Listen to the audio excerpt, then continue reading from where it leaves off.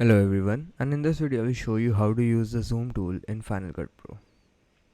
So to select the zoom tool, click on this arrow over here and then click on zoom. You can also press Z on your keyboard.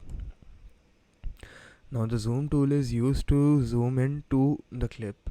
So for example, this is the clip and I just click over it. You can see that it has expanded. To zoom in multiple times, click on the clip multiple times.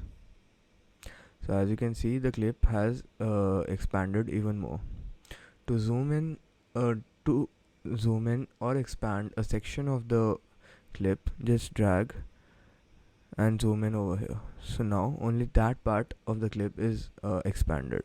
You can also use this tool to zoom out of the timeline. So to do that, press the option key on your keyboard and then click. So as you can see, the clip is now zooming out. So that is how you use the zoom in tool in Final Cut Pro.